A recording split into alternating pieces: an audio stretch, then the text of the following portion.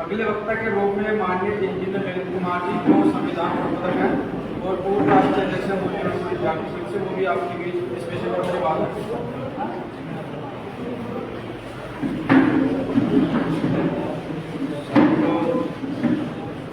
जय भीम जय मूल निवासी। आज जो ये मूल निवासी कर्मचारी कल्याण महासंघ की तरफ से एक विषय रखा गया है जिसमें 3 चीजें हैं: संवैधानिक मूल्य, निजीकरण और ओपीएस।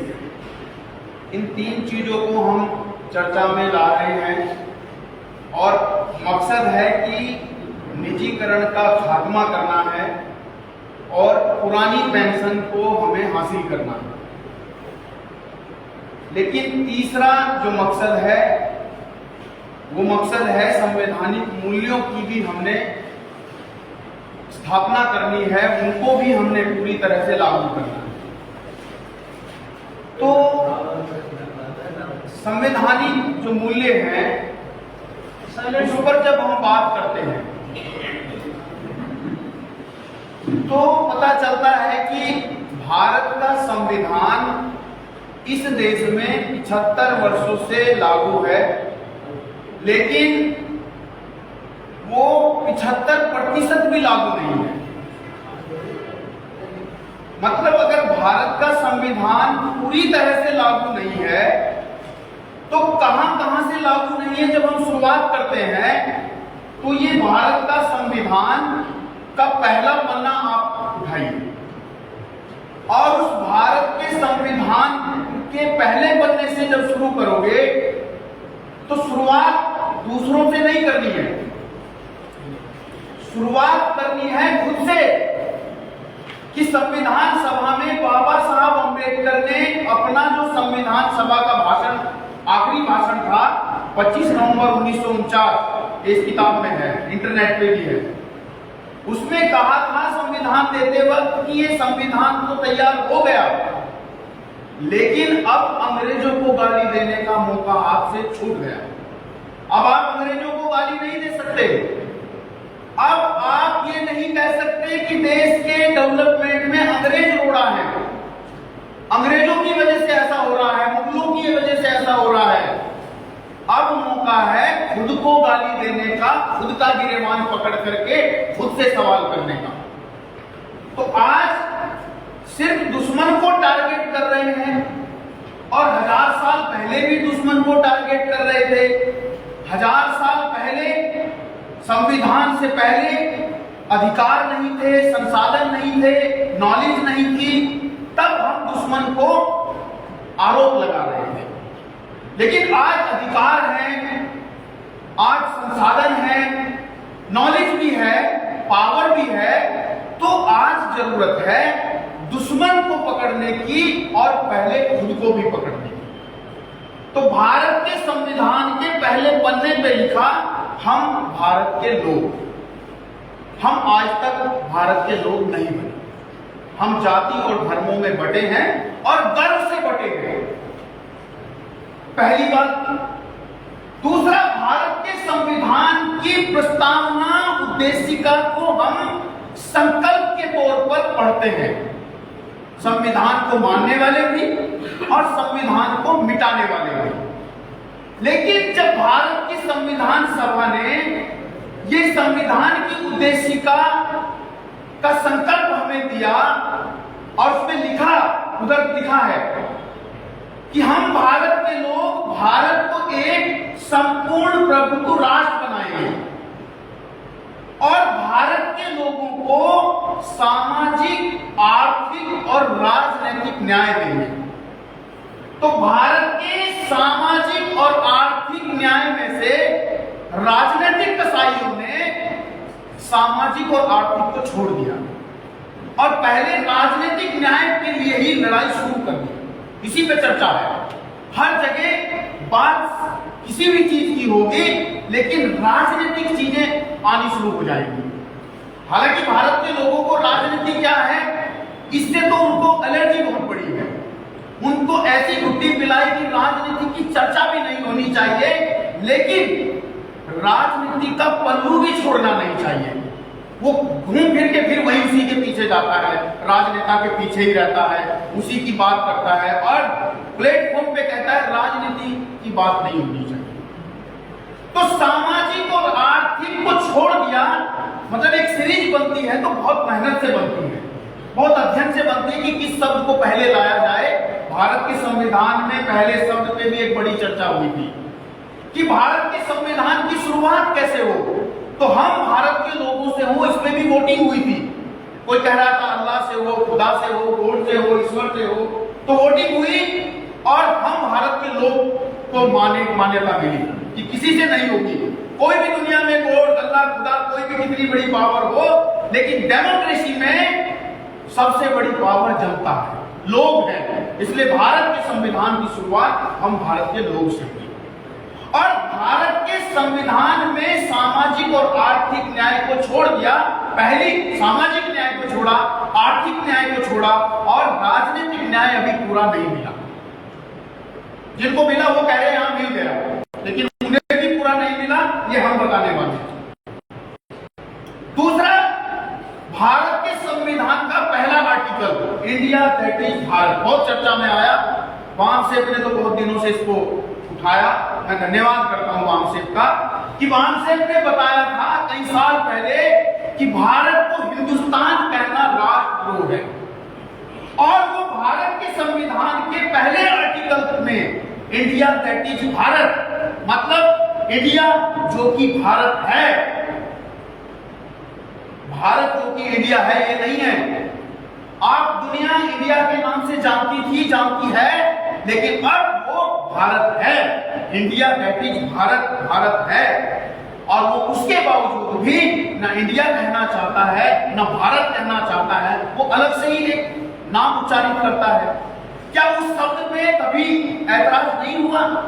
क्या उस शब्द पे कभी वोटिंग नहीं हुई थी? संविधान सभा में हुई थी, लेकिन बहुमत का नशा, बहुमत की तानाशाही पर बाबा साहब ने उंगली उठाई थी और तब कहा था कि कल बहुमत आ जाएगा और तुम सत्ता के नशे में चूर हो जाओगे तो तुम अपने जाति, अपने धर्म, अपने मत मतांतरों से ऊपर उठकर इस देश को पुनर्निर्माण करने की कल्पना मत कर लेना। इसी भाषण में बाबा साहब ने कहा। और अगर तुम अपने मत मतांतरों से ऊपर देश को नहीं समझोगे, मत मतांतरों को समझोगे, अपनी विचारधारा को समझोगे, अपने धर्म को समझोगे, अपनी जाति और पंथ को समझोगे, भाषा को समझोगे, क्षेत्र को समझोगे, तो ये देश की आजादी एक बार फिर खत्म हो जाएगी। और मुझे यही डर है कि कहीं ये देश इस देश के लोकतंत्र को और इस देश की आजादी को खो न दे। और मैं, मतलब बाबा साहब कह रहे हैं, मैं अपने देश की आजादी के लिए अपनी खून की अंतिम बूंद तक लड़ने के लिए तैयार हूं, मैं लड़ूंगा, ये बाबा साहब ने कहा। लेकिन उसके बावजूद भी उनको सब पता है और कुछ सत्ता के नशे में, बहुमत के नशे में चूर लोग इस देश के लोगों को लोकतंत्र का गलत पाठ पढ़ा के, संविधान को गलत तरीके से एक्सप्लेन करके इस देश की बर्बादी कर रहे हैं। और उसी की देन है कि वो जब संविधान के नाम पर संविधान का खात्मा करते हैं, इतिहास में रविदास के नाम पर, कबीर के नाम पर, नानक के नाम पर, रविदास, कबीर और नानक का खात्मा करते हैं, बुद्ध के नाम पर बुद्ध का खात्मा करते हैं, फूले के नाम पर फूले का खात्मा करते हैं, शिवाजी के नाम पर शिवाजी का खात्मा करते हैं, आज वो अंबेडकर के नाम पर अंबेडकर का खात्मा भी कर रहे हैं। संविधान के नाम पर संविधान का खात्मा कर रहे हैं। वहीं से ये चीज पैदा हुई कि संविधान को गलत तरीके से एक्सप्लेन करना उनकी बहुत बड़ा एक उनके पास हुनर है। इसी चीज के 10 अर्थ बता देना, ये कला उनके पास है तो उनसे लड़ने वालों के पास भी होनी चाहिए। वो है कि वो कह रहे हैं कि भारत का संविधान कह रहा है कि भारत के लोगों को सामाजिक, आर्थिक और राजनीतिक न्याय देगा, भारत का संविधान देगा। जन्म से लेकर मृत्यु तक और जन्म से पहले तक और जन्म के बाद तक भी उसके सम्मान की, उसके व्यक्ति की गरिमा की सुरक्षा की गारंटी देगा। अगर आपकी अस्थियों को उठा के कोई रोड पे फेंक दे और आप दावा करो तो आपके परिवार का कोई मेंबर करे कि मेरे पिता की अस्थियों का ये अपमान कर रहा है, तो उसकी भी गरिमा की वैल्यू इस भारत के संविधान में रखी है। अगर कोर्ट में कोई मां अपने बच्चे को मारना चाहे या कोई मारना चाहे, तो वो पैदा होने से पहले भी उस भ्रूण हत्या की भी इसमें व्यवस्था की है। ये जो इस देश के संविधान में मौलिक अधिकार, मौलिक कर्तव्य भी लिखे हैं, उनके तहत ये रक्षा और भारत के संविधान में सामाजिक, आर्थिक, राजनीतिक हमें जो सुरक्षा प्रदान की है, सुरक्षा कवच जो दिया है, वो संविधान ने दिया। लेकिन सरकार क्या कह रही है और संविधान क्या कह रहा है, इसको समझिए। सरकार कह रही है बेटी बचाओ बेटी पढ़ाओ, सुनने में बहुत अच्छा है। बेटी बचाओ तो मारी किसने और किससे बचाओ? तो इतिहास कहता है कि कल अपनी बेटियों को हजारों साल से मारने वाले, जब सावित्रीबाई फुले बेटियों को पढ़ा रही थी और बेटियों को बचा रही थी सती प्रथा से, देवदासी से, घूंघट से, गुलामी से, तो ये बेटियों को मार रहे थे। आज 2014 से कुछ लोग बेटी पढ़ाओ और बेटी बचाओ का नारा देते हैं। सुनने में अच्छा है कि भाई चलो कह तो रहे हैं, कल का गधा आज इंसान बनने की कोशिश तो कर रहा है, लेकिन ऐसा नहीं है। हाथी के दांत खाने के कुछ हैं और दिखाने के कुछ हैं, ये तो सुना होगा, लेकिन हाथी के दांत चबाने के कुछ हैं और फाड़ने के कुछ हैं, ये सुना नहीं होगा। जो दिखाने के हैं वो डराने के हैं, वो फाड़ने के हैं, और वो जो दिखाने वाले हैं वो फाड़ने वाले कैसे, ये समझ में नहीं आ रहा है कि बेटी बचाओ बेटी पढ़ाओ। और संविधान क्या कहता है? सरकार कह रही है कि जनता बेटी को बचाए या ना बचाए, पढ़ाए या ना पढ़ाए, पढ़ा सको तो पढ़ाओ, बचा सको तो बचाओ, हमारी कोई गारंटी नहीं है। अब भारत के संविधान के मौलिक अधिकार, मौलिक कर्तव्यों में भारत की राज्य की और केंद्र की सरकारों की ड्यूटी है कि वो बेटी को बचाएगी भी और बेटी को पढ़ाएगी। ये केंद्र की ड्यूटी है, स्टेट की ड्यूटी है। और अगर थोड़े से पैसे कमाने वाला कर्मचारी, अधिकारी और बिजनेसमैन आदमी अगर ये सोचता है कि भाई मैं किताबें बांट दूं, मैं स्कूल खोल दूं, मैं कोचिंग सेंटर चला दूं, मैं कोई हेल्थ शिविर लगा दूं, मैं कोई अस्पताल खोल दूं, मानसे वालों को सलाह दे दूं तुम स्कूल नहीं चलाते, तुम कोचिंग सेंटर नहीं चलाते, तो उनको सवाल है। अगर आप ये सवाल कर रहे हो तो भारत के संविधान ने शिक्षा, स्वास्थ्य और रोजगार की गारंटी केंद्र और राज्य की सरकारों को दी है, वो देंगी जनता को। और अगर सरकार की ड्यूटी को आप करना चाहते हो, स्कूल आप चलाना चाहते हो, कोचिंग सेंटर आप चलाना चाहते हो, किताबें आप बांटना चाहते हो, क्यों?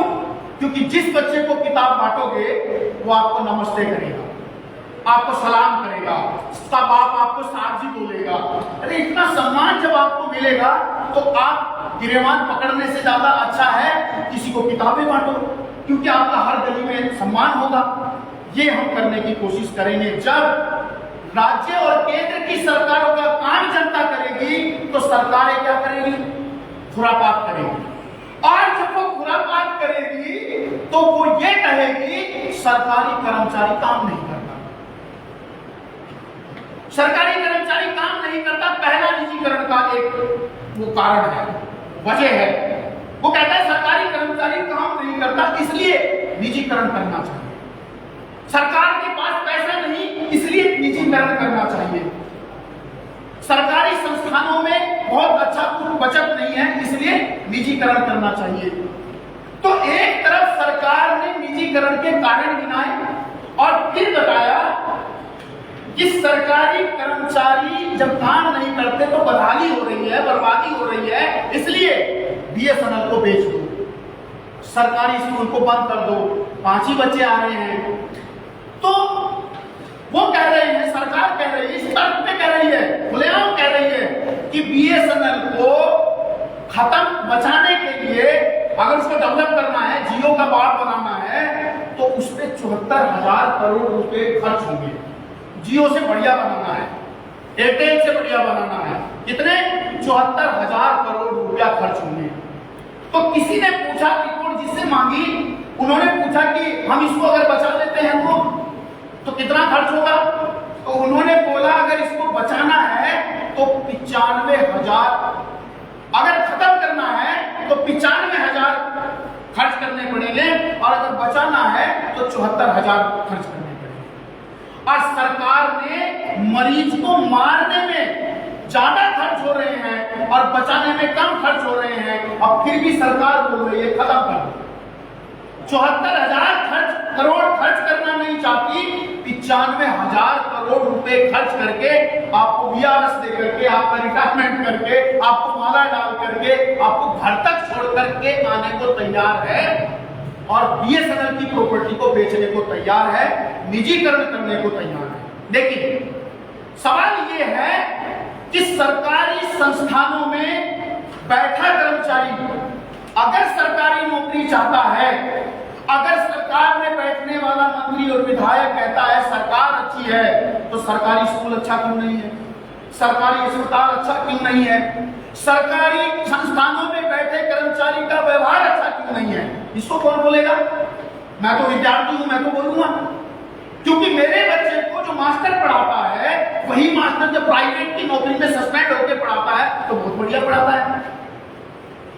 क्यों ऐसा है? सरकारी डॉक्टर कुर्सी पे नहीं आता, देर से आता है, वही डॉक्टर प्राइवेट के अपने क्लिनिक में 5-10 मिनट पहले जाके बैठ जाता है। ऐसा क्यों? यानी कि सरकारी संस्थानों को अगर सरकार खत्म करना चाहती है, अगर किसी परिवार को मां और बाप दोनों मिलकर खत्म करना चाहते हैं, तो परिवार खत्म हो सकता है कि नहीं हो सकता है? हो सकता है। लेकिन अगर मां खत्म ना करना चाहे, बाप दारू पिए, बाप बेच दे, घर का सामान, चूल्हा चौका सब कुछ बेच दे, तो मां बचा सकती है। और मां बेचना चाहे तो बाप बचा सकता है, दोनों बेचना चाहे तो भी नहीं बचा सकता। लेकिन अगर सरकार बेचना चाहती है और उसका एम्प्लॉय बेचना नहीं चाहता, खत्म करना नहीं चाहता, तो वो खत्म नहीं होगा। कर्मचारी भी अपने संस्थानों को बचाने के लिए, बनाने के लिए वो तटस्थ नहीं है, संकल्पित नहीं है, वो अपने चरित्र और व्यवहार में कोई चेंज नहीं ला रहा है। अगर वो कहता है कि सरकारी स्कूल में मैं अच्छा पढ़ाता हूं, तो उसका बच्चा सरकारी स्कूल में क्यों नहीं पढ़ता? इस बात पे कोई डिबेट करने को तैयार नहीं है। वो क्यों नहीं करता? वो कहता है मैं कैसे रिस्क लूं, तो फिर सरकार में, सरकारी स्कूल में पढ़ाने का रिस्क जनता क्यों ले? अपने बच्चे को उधर क्यों भेजे? आपको सिद्ध करना पड़ेगा, हमको सिद्ध करना पड़ेगा कि हम सही हैं, सरकार मिटाना चाहती है, हम बचाना चाहते हैं। दूसरा, सरकार निजीकरण इस स्टैंडर्ड पे जाके खत्म कर रही है, किसी की सुन नहीं रही है, निरंकुशता के साथ, तानाशाही के साथ वो खत्म कर रही है। और टॉपिक कह रहा है आपको जवाब देना है कि आप जिंदा हो कि मर गए हो। कर्मचारियों को कह रहा है मूल निवासी कर्मचारी संघ कि कर्मचारियों को बताना है इस टॉपिक में कि आप जिंदा हो कि मर गए हो। जब सरकार संस्थान लूट रहे हैं और आप बोल नहीं रहे हो, आपकी नौकरी जाने वाली है, आप बोल नहीं रहे हो, तो ये टॉपिक कह रहा है, मैं नहीं कह रहा हूं। तो हमें कैसे बताना है? तो हम कह रहे हैं ओल्ड पेंशन दो, ओल्ड पेंशन हम मांग रहे हैं। आरक्षण बचाओ मांगा था, बचाया क्या? 2012 में मैं एक स्टूडेंट था और हमने रुड़की में मूल निवासी संघ के माध्यम से एक रैली की, सैकड़ों लोगों को ट्रेलर ट्रैक्टर में भर के लाए। गांव में लोग हमारे से पूछ रहे पदोन्नति में आरक्षण तुम क्यों भाई? तुम तो स्टूडेंट हो, तुम क्यों भाई? मैं दिल्ली में बस एक पूरी भर के लेके गए, हम लोग बस कर्मचारियों ने दी थी, लेकिन आदमी हमने दिए थे। हम रात को भर के लेके गए, दिल्ली तक गए पदोन्नति के आरक्षण के लिए, बचा नहीं पाए। क्यों? सुप्रीम कोर्ट ने बोल दिया स्टेट दे या ना दे। इसका मतलब सुप्रीम कोर्ट बोलता है तो स्टेट को कंट्रोल कौन करता है? सरकार। सरकार को कंट्रोल कौन करता है? जनता। यानी कि अगर कर्मचारी पेंशन के लिए रो रहा है, आरक्षण के लिए रो रहा है, पदोन्नति में आरक्षण के लिए रो रहा है, नौकरियों के लिए रो रहा है, सरकार नहीं दे रही है, सरकार दूसरा एजेंडा दे रही है, तो समाधान क्या है?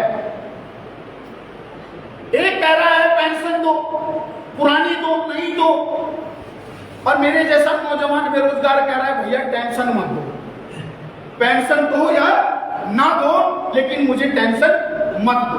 और हम कह रहे हैं अगर इस देश में 1 नेशन 1 इलेक्शन की बात हो रही है तो 1 नेशन 1 पेंशन की बात भी होनी चाहिए। 1 नेशन 1 पेंशन का मतलब है कर्मचारियों में तो लागू किया तुमने जैसा तैसा, लेकिन एमपी एमएलए में क्यों नहीं किया? 4 बार विधायक 4 पेंशन, 5 बार एमपी 5 पेंशन, मुख्यमंत्री की अलग, प्रधानमंत्री की अलग, क्यों इतनी पेंशन? आप अगर सस्पेंड हो जाओ दूसरी नौकरी ज्वाइन कर लो, क्या ये छोड़ के दूसरी आपको पेंशन मिलती है क्या? 1 नेशन 1 पेंशन होनी चाहिए, 1 नेशन 1 टेंशन होनी चाहिए। तुम्हारी टेंशन 10,000 की जींस और मेरी टेंशन सूखी रोटी नहीं होनी चाहिए। आपकी टेंशन 5 स्टार का खाना और मेरी टेंशन सूखी रोटी नहीं होनी चाहिए। एक काम एक दाम की व्यवस्था संविधान में है तो वो भी लागू होनी चाहिए। कैसे होगी, बस ये कह के खत्म कर। इसका मतलब अगर ओल्ड पेंशन के लिए लड़ रहे हैं हम, वो लागू तो होनी चाहिए, मैं उसके विरोध में नहीं हूं, लेकिन आप कर्मचारी अगर एक भी हो गए तो कितने लोगों को जुटा लोगे? और सरकार मानने वाली है क्या? नहीं मानने वाली है। अगर कोई खुला सांड तोड़ फोड़ पे आ जाए तो उसका बंदोबस्त नकेल कस के करना होता है, पहला स्टेप। और अब आप नकेल नहीं कर पा रहे हो तो तार बाड़ बनानी पड़ती है, उसका घेराव करना पड़ता है, और उसके लिए आपको एक जन आंदोलन की जरूरत है। और जन आंदोलन में आप पेंशन मांगोगे और मैं रोजगार मांगूंगा तो दोनों का मकसद अलग अलग है, हम एक होने वाले नहीं है। जैसे आप आरक्षण नहीं बचा पाए, पदोन्नति का आरक्षण नहीं बचा पाए, अगर आप जन आंदोलन खड़ा करते, जनता को अपने साथ जोड़ते, उसके साथ रिश्ता बनाते, तो आज स्टेट कंट्रोल में हमारे होता और पदोन्नति में आरक्षण भी हमारी मुट्ठी में होता। हमने जनता से रिश्ता नहीं बनाया, कर्मचारी चंद कर्मचारी इकट्ठा हुए, आज भी हम 1,000 से नहीं 10, 5-7 हजार लोगों तक संपर्क करके ये 50 इंप्लॉय इकट्ठा कर पाते हैं, 100 इंप्लॉय इकट्ठा कर पाते हैं। कोई बहाना करता है मैं दिल्ली जा रहा हूं, पेंशन लेने दिल्ली तक जाता है, लेकिन अपने समाज की पेंशन खत्म करने के लिए एक कदम नहीं उठाता है। इसके लिए कौन जिम्मेदार है? समाज का मैं भी हिस्सा हूं। अगर रोजगार आएगा तो प्रमोशन भी होगा, डिमोशन भी होगा, सारे काम होंगे, नौकरी मिलेगी, बेरोजगारी खत्म होगी। लेकिन साथियों, इसका इलाज है जन आंदोलन, और वो जन आंदोलन इसका समाधान है। और जन आंदोलन अगर करना है तो एक मत क्या है, बस वो एक मत है, भारत का संविधान के आधार पर आज भारत के सारे संगठन एक हो सकते हैं। कोई पदोन्नति पे नहीं होगा, कोई प्रमोशन पे नहीं होगा, कोई बेरोजगारी पे नहीं होगा, कोई किसानों के मुद्दे पे नहीं होगा, कोई एट्रोसिटी पे नहीं होगा, कोई ओल्ड पेंशन और न्यू पेंशन पे नहीं होगा। होगा तो आज होगा भारत के संविधान की जागृति के मुद्दे पर, और वो भी भारत के संविधान को बचाओ बचाओ करने से नहीं होगा, जनता के बीच जाकर के संविधान बताओ चिल्ला करके होगा। संविधान उनको बताना पड़ेगा। अगर वो संविधान समझ गए तो हमारे जैसे जवान कसाईयों को जो इतना मीठा बोलते हैं और उधर जाकर के इन देश की बर्बादी करते हैं, उनके गिरबान पकड़ करके सवाल करेगा। लेकिन हम अगर ये जन आंदोलन सफल करना चाहते हैं तो मेरे साथियों, इसके लिए हमें एक चाहिए, एक उद्देश्य हमारा होना चाहिए, और वो उद्देश्य होना चाहिए संविधान के जो मौलिक अधिकार हैं, मौलिक कर्तव्य हैं, संविधान के जो मूल्य हैं, उनकी स्थापना के लिए हमारा उद्देश्य होना चाहिए। संविधान को पूरा लागू करने का उद्देश्य होना चाहिए, उसी से सब कुछ मिलने वाला है।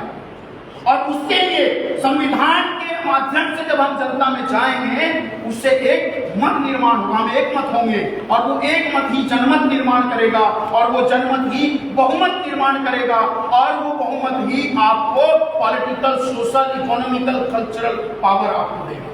और जिस दिन मूल निवासी बहुजन समाज के पास social, political, economical, cultural power होगी, उस दिन इस देश का सच्चा हुक्मरान भारत का मूल निवासी होगा। ये भारत का संविधान सम्मान, सुरक्षा और संवर्धन महाजन जागरण अभियान के तहत हम जो ये चेक पे अपने माथे पे रगड़ के, छाती पे रगड़ के घूम रहे हैं, इसलिए कि भारत के जन जन में संविधान की जागृति हो, संविधान की मान्यताएं स्थापित हो, और तब जाकर के ये जन आंदोलन शुरू होगा। तो इस देश में ऑल पेंशन, प्रमोशन, सारी चीज हमारी मुट्ठी में होगी। हम मांगने वाले नहीं होंगे, हम देने वाले होंगे। 1.5% आदमी इस देश को चला रहा है और आज हमारा भी पीएचडी वाला है, हम भी डायरेक्टर हैं, पर हमारा समाज अपने परिवार को नहीं चला पा रहा है। वो क्या कर रहा है? जन आंदोलन करना चाहता है, संगठन चलाना चाहता है, लेकिन नेता कहां से आए? आसमान से टपक के आए। हाइब्रिड नेता चाहिए उसको। हाइब्रिड लौकी खा रहे हो, देखने में बहुत अच्छी है, बेर भी तरबूज जैसा बन गया, सेब भी अमरूद भी एक जैसा बन गया, लेकिन नेक्स्ट जनरेशन बंजर बना दी।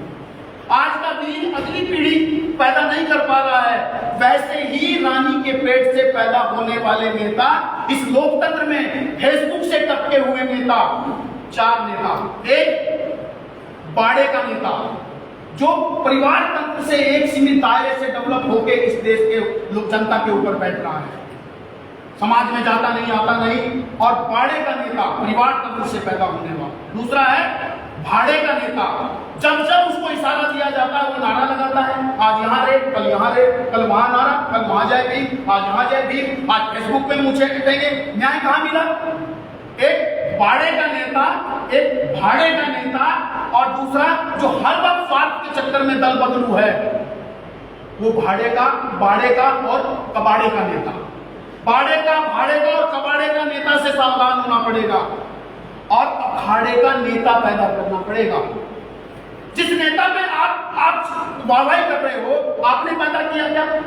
आपने इन्वेस्ट किया क्या उसके ऊपर? आप कह रहे हो आरएसएस ने लीडरशिप निर्माण करने की फैक्ट्री है, हम कह रहे हैं बामसेब लीडरशिप निर्माण करने की फैक्ट्री है। ना बामसेब से आया, ना हमारे किसी आंदोलन से वो नेता आ रहा है, और हमसे नेता मान रहे हैं, इस पे इन्वेस्ट कर रहे हैं, और फिर वो आपके पैरेलल एक पार्टी खड़ी कर दे रहा है, एक नेटवर्क खड़ा कर दे रहा, फिर कह रहे बाप रे बाप, ये तो हमारा ही सांप निकल गया। एक सांप नाक, एक नाक नाक और एक सपोला नाक, बचपन में दूध पिला फिर सांप ही बन गया। और चौथा है केचुआ नाक, जो खिलाए पिलाए दोनों तरफ से चले, लेकिन काम चारे का ही करता है। जय भीम भी बोलता है, जय भीम भी बोलता है, मौका मिले जय श्री राम भी बोल देगा, लेकिन काम चारे का ही करेगा। ये बाड़े का, भाड़े का, कबाड़े का और अखाड़े का नेताओं में से आपको हमें अपने कंट्रोल का लीडर पैदा करना पड़ेगा। अगर स्ट्रॉन्ग लीडर चाहिए तो उससे पहले कंट्रोल लीडर पैदा करना पड़ेगा। इस जन आंदोलन के लिए संस्थागत नेतृत्व निर्माण करना पड़ेगा। एक विचारधारा, एक संगठन और एक उद्देश्य निर्धारित करना पड़ेगा, तब जाकर के हम ये साथियों ओल्ड पेंशन को बचा सकते हैं। और क्योंकि मैं तानाशाही की सरकार के सामने बोल रहा हूँ, वो आपकी सुनने वाली नहीं है। चंद कर्मचारी दिल्ली जाओ, मुंबई जाओ, कुछ जाओ, वो किसानों की नहीं सुन पा रहे थे, किसानों को कुछ नहीं मिला, सिर्फ वो बिल रोक दिया, मिला तो कुछ नहीं ना। ऐसे आपको पेंशन मिल सकती है या नहीं मिल सकती है, लेकिन आपकी गारंटी आपको नहीं मिलेगी। गारंटी देगी आपकी political, social, cultural, economical power, और जब तक वो पावर हासिल नहीं करोगे, वो इस देश के संस्थानों को बेचेंगे। जो कल अपनी बहू बेटियों की इज्जत बेचते थे, उनको भाड़े पे देते थे। ज्योतिबा फुले साहब कहते हैं और बाबा साहब कहते हैं कि जिन्होंने इतिहास में अपनी बेटी, बहू बेटियों को भाड़े पे दिया हो, वो इस देश को, मैं कह रहा हूं अब, वो इस देश को आज भाड़े पे दे रहे हैं। तो आपको अचंभा नहीं होना चाहिए। अगर ये देश भारत माँ है तो बीएसएनएल और एमटीएनएल और इस देश के यूपीसीएल और फिर सारे सरकारी संस्थान इस भारत माँ के गुर्दे फेफड़े हैं। अगर वो इनको बेच रहे हैं तो कल अपनी माँ और बेटियों की इज्जत वास्तव में बेचते थे, आज शर्म नहीं करेंगे। इसलिए मैं गुजारिश करता हूं सरकारी अधिकारी, कर्मचारी और समाज के जागरूक लोगों को, आपके पास एक रास्ता है और वो है जन आंदोलन, जन जागृति। आपको गांव-गांव में जाकर के ये ओल्ड पेंशन के लिए और ये पुरानी पेंशन को खत्म करने के लिए भी आपको कदम उठाने की जरूरत है। अगर आपने ये कदम उठा लिया तो साथियों, हम भारत के संविधान के जो मौलिक अधिकार, मौलिक कर्तव्य हैं, उनकी स्थापना कर पाएंगे, अपने उद्देश्य को हासिल कर पाएंगे और भारत को बचा पाएंगे। बहुत बहुत शुक्रिया। जय भीम, जय भारत।